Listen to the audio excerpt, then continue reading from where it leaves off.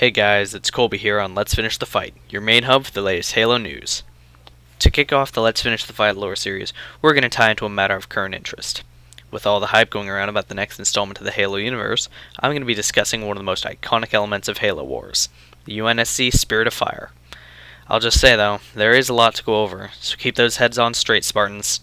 Alright, a lot of people just know that the Spirit of Fire was the ship that carried around the main protagonist of Halo Wars, but the rest is kinda hard to catch. The lore behind the Spirit of Fire is very obscure, and much of it is really open-ended, too. The Spirit of Fire, additionally known by its designation CFV-88, was a Phoenix-class support vessel, initially commissioned by the United Earth government to aid in humanity's efforts to colonize new worlds beyond Earth and our solar system.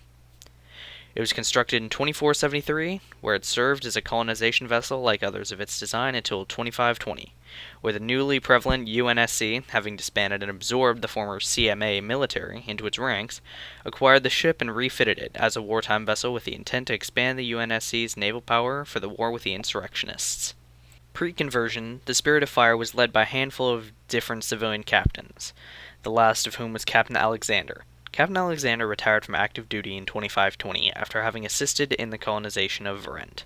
The ship had notably visited Arcadia twice before being retrofitted, first to aid in the colonization effort, and again to assist in the suppression of a violent student riot.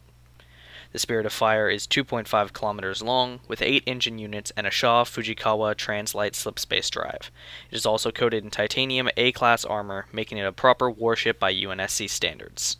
In 2525, the Alien Covenant Alliance attacked the human outer colony of Harvest with swift and lethal force, allowing the humans to relay only a single message. Your destruction is the will of the gods, and we are their instruments. An iconic Halo quote, it served as a grave proclamation of war.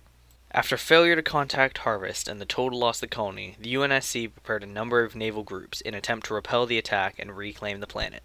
This effort was headed by Vice Admiral Preston Cole, and would prove mostly unsuccessful for a time against the vastly superior Covenant warships. The Spirit of Fire was included in Cole's third fleet, and would then remain at Harvest for the rest of the UNSC's campaign to reclaim the planet. The Spirit of Fire was definitively the main ship of Halo Wars, and at the start of the game we were introduced to both it and the ship's captain, James Cutter. At the time, in February 2531, the UNSC had already reclaimed Harvest from the Covenant, but was still actively engaged in conflict on both the surface and orbit. The Spirit of Fire was responsible for providing orbital support and groundside reinforcements, such as the resupply and construction of strategic fire bases and orbital artillery strikes.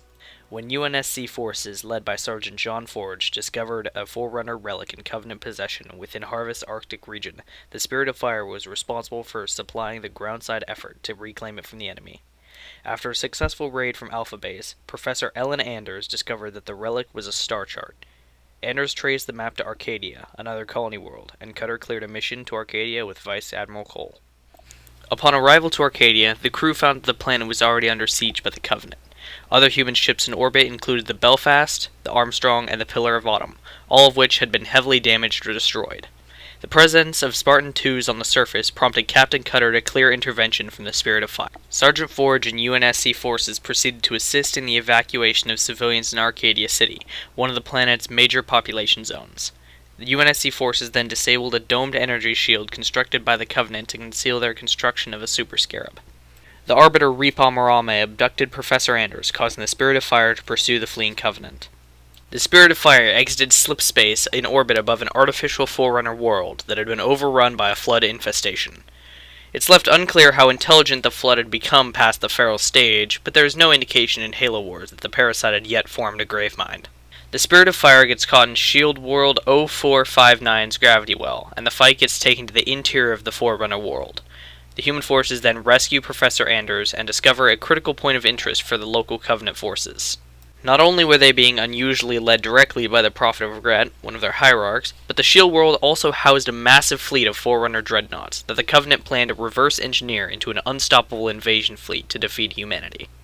The crew then decided to use the ship's slipspace drive as a makeshift bomb to destabilize the planet's interior artificial sun by detonating it at the apex site.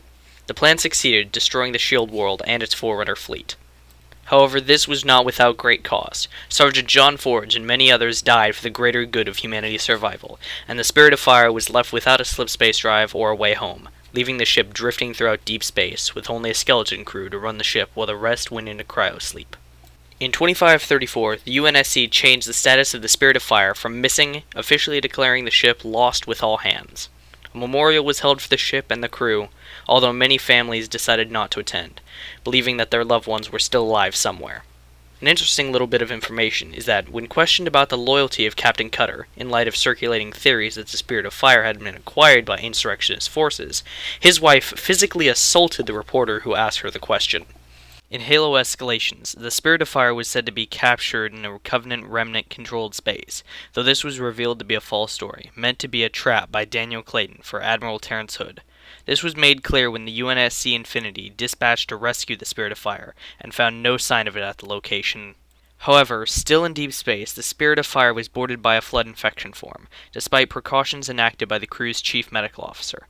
Tying in with current events of the Halo timeline, in 2558, around the time of Halo 5 Guardians, the crew of the Spirit of Fire finds that, after 28 years asleep in space, the galaxy that they had left had changed exponentially.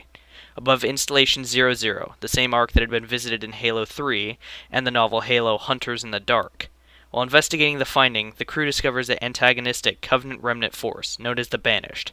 Notable members of the ship's crew include Captain James Cutter, Professor Ellen Anders, the late Sergeant John Forge, the shipboard smart AI Serena, and Spartan Red Team, consisting of Douglas 042, Jerome 092, and Alice 130. The ship, after having been refitted for service in the UNSC Navy, was armed with a magnetic accelerator cannon, 20 deck guns, and 50 50mm point defense turrets, as well as AT-AF missile launchers and a Havoc tactical nuclear weapon.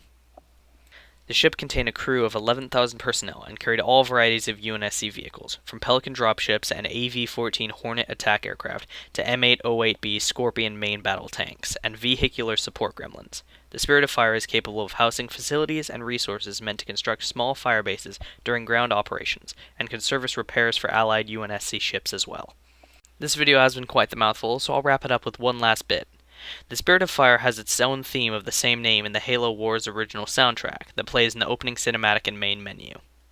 The Spirit of Fire contains pianos, electronic instruments, and choir elements into a rendition of the Spirit of Fire's own theme, and includes a shift into a rearrangement of the classic Halo theme. Spirit of Fire was also played in the animated Halo movie Halo Legends, playing at the end of the short story Homecoming. Halo Wars did have a great soundtrack, and I wonder what the music in Halo Wars 2 is going to be like. If you have any questions, comments, or requests for lore videos, leave a comment down below and let us know. And if you enjoyed the video, be sure to click that like button and subscribe for new information and lore. If you didn't catch our previous videos about Halo Wars, you can catch them in the description below. Thanks for watching, and we'll see you in the next video. Until then, make sure to finish the fight.